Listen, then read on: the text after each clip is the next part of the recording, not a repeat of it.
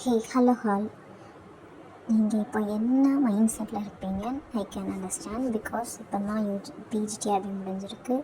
So அதில் நிறைய பேருக்கு வந்து சிவி போயிருப்பாங்க, சிவி லிஸ்ட்டில் வந்திருப்பாங்க. பட் சம்வேர் பீப்புள் வந்து நாட் செலக்டட் இன் சிவி. சில பேருக்கு நிறைய மார்க்ஸில் போயிருக்கும், சில பேருக்கு தமிழ் கூட எவால்வேட் ஆகாமல் இருந்திருக்கும், சில பேருக்கு 1 மார்க் 2 மார்க் இந்த மாதிரி போயிருக்கும். ஸோ ரொம்ப அப்செட்டாக இருப்போம். பிகாஸ் நம்ம நிறைய அதில் வந்து ஸ்பெண்ட் பண்ணியிருப்போம். நம்மளோட நிறைய ஒர்க்கை விட்டுட்டு ஸ்பெண்ட் பண்ணியிருப்போம், பிள்ளைங்களை விட்டுட்டு ஸ்பெண்ட் பண்ணியிருப்போம், தென் ஃபேமிலியை விட்டுட்டு நிறைய இந்த படிப்புக்காக, அந்த ஒரு வேலைக்காக நம்ம அவ்வளோ எஃபர்ட் போட்டிருப்போம். I can understands all of your pain because I am also one of the PGTRB aspirants. So only aspirant can understand the other aspirant feelings. So ஒரே ஒரு விஷயம் மட்டும்தான், இது மட்டும் நம்மளோட லைஃப் இல்லை, இன்னும் நமக்கு டீச்சிங் ஓரியன்டாக நிறைய இது இருக்குது. ஸோ இதுக்கடுத்து யூஜிடிஆர்பி எப்போ வந்தாலுமே வந்து அது வருமா வராதான்னு தெரியல. பட் ஒன் டே கண்டிப்பாக அந்த எக்ஸாம் வரும். ஸோ வந்து இப்போ யூஜிடிஆர்பினா நீங்கள் அதை இது பண்ணலாம், டெட்டில் பாஸ் பண்ணுவீங்க அப்படிங்கிற ஒரு நம்பிக்கை இருந்துச்சுன்னா அதை நீங்கள் ஸ்டார்ட் பண்ணலாம். தென் இதே வந்து ப்ரொஃபஸர் அந்த மாதிரி போனோன்னா நெட்டுக்கு அடுத்து வந்து ட்ரை பண்ணுங்கள். தென் பிஜிடிஆர்பி தான் உங்களோட மெயின் கோல் அப்படின்னா ஜஸ்ட் பிஜிடிஆர்பியை அகெயின் அண்ட் அகெயின் விடாமல் படிச்சுட்டுருங்க. 27, 26 எப்போனாலும் வைக்கலாம், அதுவுமே வந்து வைக்கலாம். 28, 29 எப்போனாலும் வைக்கலாம். ஸோ நமக்கு தேவை அந்த படிப்பை விடக்கூடாது. ஸோ ஜஸ்ட் அந்த ஃபோக்கஸ்டு மைண்ட், அந்த ஷார்ப்னஸ், அதே வெறி உங்கள்கிட்ட இருக்கணும்னு நான் சார்பாக இதை வந்து வேண்டிக்கிறேன். ஸோ இன்றைக்கி நம்ம வந்து யூஜிடிஆர்பி இதுலேருந்து ஒரு லேம்ப் அப்படிங்கிற குட்டி போயத்துலேருந்து நான் ஸ்டார்ட் பண்ணலான் இருக்கேன். ஸோ அதை வந்து ஜஸ்ட்டு எக்ஸ்பிளைன் பண்ணுறேன். நமக்கு தெரியும் பிஜிடிஆர்பி அண்ட் யூஜிடிஆர்பினா எவ்வளோ ப்ராடான இதுன்ட்டு. ஸோ அதை எப்படி படிக்கிறது, ஆத்தர் இன்ட்ரோலேருந்து எல்லாமே ரொம்ப தெளிவாக நம்ம வந்து படிக்கலாம். ஸோ அதை பற்றி இன்றைக்கி லேம்ப் போயம் அதை பற்றி இன்றைக்கி பார்ப்போம்.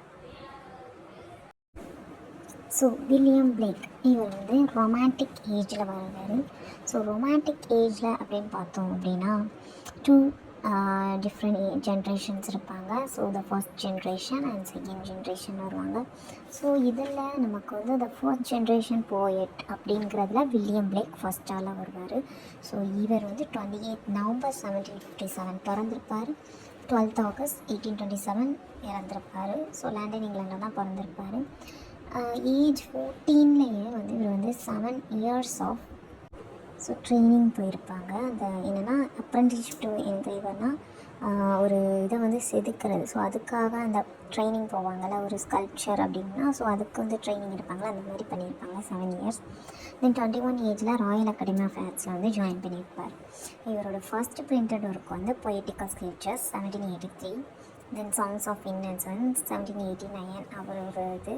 தென் சாங்ஸ் ஆஃப் எக்ஸ்பீரியன்ஸ் அவரோட ஒர்க்கு தான் 1794. Then French revolution, America a prophecy, visions of daughter of Albion and Europe a prophecy, the book of Urizen, இதெல்லாம் வந்து அவரோட ஒர்க்ஸ். தென் ப்ரோஸ் ஒர்க் வந்து பார்த்திங்கன்னா the marriage of heaven and hell, இந்த வந்து அவரோட ப்ரோஸ் ஒர்க். அப்புறம் இந்த செல்ஃபமில் வந்து அங்கே தான் வந்து இவருக்கு வந்து ஒரு எக்ஸ்பீரியன்ஸ் கிடச்சிருக்கும், ஒரு ஸ்பிரிச்சுவல் தாட் அந்த மாதிரி ஒரு எக்ஸ்பீரியன்ஸ் அந்த ஃபில்ஃபாங்கிற ஏரியாவில் கிடச்சிருக்கும். ஸோ அது வந்து இவரோட அடுத்த ஒரு மெச்சூர்டு ஒர்க்ஸ் வந்து ப்ரொவைட் பண்ணுறதுக்கு ஹெல்ப் பண்ணிச்சு, visionary epics.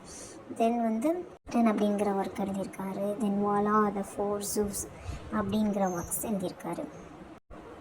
Then Jerusalem 1804 to 1991 இதெல்லாம் வந்து அவரோட works.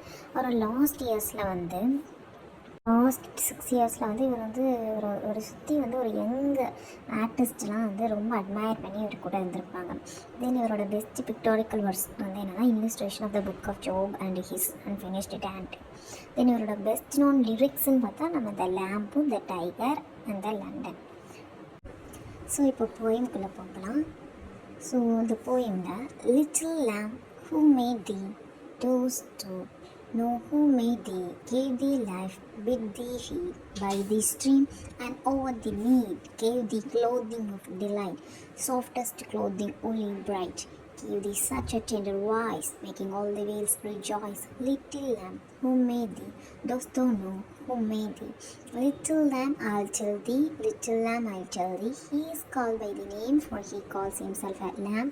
He's meek and he smiled, he became a little child. I am a child and thou a lamb. We are called by his name. Little lamb, God bless thee. Little lamb, God bless thee. So ஆக்சுவலாக இதில் வந்து speaker யார் அப்படின்னா ஒரு child வந்து ஸ்பீக்கராகவும் போயிட்டு வந்து அவங்க சைல்டு வந்து ஸ்பீக்கராகவும் அந்த சைல்டு வந்து ஒரு லேம்பை பார்த்து கேட்குற மாதிரி. லிட்டில் லேம்ப், யார் ஒன்றை மேக் பண்ணா, யார் ஒன்றை க்ரியேட் பண்ணா, யார் உனக்கு இந்த லைஃபை கொடுத்தா, கேவ் தி லைஃப், யார் உன்னை ஃபீட் பண்ணுறா, நீ வந்து இந்த ஸ்ட்ரீமில் வந்து இது பண்ணுற, அங்கே இருக்கிற மிடோஸ் எல்லாம் வந்து இது பண்ணுற, சாப்பிட்ற. ஸோ இதெல்லாம் யார் உனக்கு கொடுத்தா? ஒரு சாஃப்டஸ்ட் க்ளோத்திங், உனக்கு ஒரு நல்ல ட்ரெஸ் இருக்குது, ஒரு டெண்டர் வாய்ஸ் இருக்குது, அந்த வாய்ஸ் மூலமாக அந்த வேலையே வந்து ரிஜாய்ஸாக இருக்குது. ஸோ இது யார் உன்னை வந்து இவ்வளோ அழகாக இப்படி படைச்சா? So do know who made thee அப்படின்னு வந்து இந்த ஃபஸ்ட் சான்ஸால் கேட்குறாரு. தென் லிட்டில் லேம், ஐல் டெல் தி, நான் உனக்கு சொல்கிறேன் லிட்டில் லேம், நான் உனக்கு சொல்கிறேன் little lamb. He is called by the name. ஆக்சுவலாக உன்னோட நேம், உன்னோட லேம்ப் அப்படிங்கிற நேமால தான் அவரையும் கூப்பிடுவோம். He calls and himself a lamb. So அந்த மனுஷரையும் லேம்புன்னு தான் நம்ம கூப்பிடுவோம். அவர் வந்து ரொம்ப மீக்கு, கைண்டு, ரொம்ப மைல்டாக இருப்பார். அவர் வந்து ஒரு சைல்டாக வந்து இருந்தார். ஐ எம் அ சைல்டு, நான் ஒரு சைல்டு, நீ ஒரு lamb. We are called by his name. எல்லாருமே வந்து அவரோட நேமால் தான் அழைக்கப்பட்டிருக்கோம். So little lamb, God bless thee, God bless திங்க. ஆக்சுவலாக அந்த செகண்ட் சான்ஸால் அந்த லிட்டில் லேம்கிட்ட வந்து சொல்கிறாரு, உன்னைய படைச்சது வந்து ஜீசஸ் அப்படின்ட்டு. ஆனால் ஏன்னா வந்து ஜீசஸ் அப்படிங்கிறவங்க கிறிஸ்டியானிட்டியை பொறுத்த வரைக்கும் ஜீசஸ் வந்து ஆட்டுக்குட்டி கூட வந்து கம்பேர் பண்ணுவாங்க. ஸோ அந்த இதை தான் இங்கே வந்து சொல்கிறாரு. ஸோ அவரையும் வந்து ஆட்டுக்குட்டி, அந்த லேம்புன்னு சொல்லுவாங்க. அவர் வந்து உன்னைய மாதிரி நான் இணைய மாதிரி சைல்டாக அந்த உலகத்தில் பிறந்தார். ஸோ அவர் தான் வந்து உண்மையிலே படித்தது, அவரோட பெயரால் தான் நம்ம எல்லாருமே அழைக்கப்பட்டிருக்கோம் அப்படிங்கிற மாதிரி சொல்கிறது. இது வந்து ஒரு ஸ்பிரிச்சுவாலிட்டியான ஒரு ரிலீஜியஸ் போயம், லிரிக்கல் போயம் அப்படின்னு சொல்லலாம். ஸோ வந்து இதில் வந்து நம்ம ரைம் ஸ்கீம் அந்த மாதிரிலாம் பார்த்தோன்னா thee feed mead, so delight, right, voice, rejoice, so எல்லாமே வந்து ரைமிங்காக இருக்குது. ரைம் ஸ்கீம் வந்து ஏஏபிபி இந்த மாதிரி வரும். ஸோ ரொம்ப ரொம்ப சிம்பிளஸ்ட் போயம், எல்லாருக்குமே வந்து அண்டர்ஸ்டாண்ட் ஆகிற போயம், ஈஸியாக வி கேன் வந்து அண்டர்ஸ்டாண்ட். ஸோ வந்து இதுதான் இந்த போயமோட சம்மரி. அண்ட் இது மட்டும் பார்த்தாது, இன்னும் நம்ம நிறைய இதில் வந்து ரிசர்ச் பண்ணிக்கலாம். நிறைய வெப்சைட்ஸில் இதை பற்றி இருக்கும். ஸோ அதை போய் பாருங்கள். இதோட நிறைய ஃபிகர் ஆஃப் ஸ்பீச்சை, இதோட நிறைய விஷயத்தை வந்து நீங்கள் வந்து பார்த்துக்கோங்க. Thank you.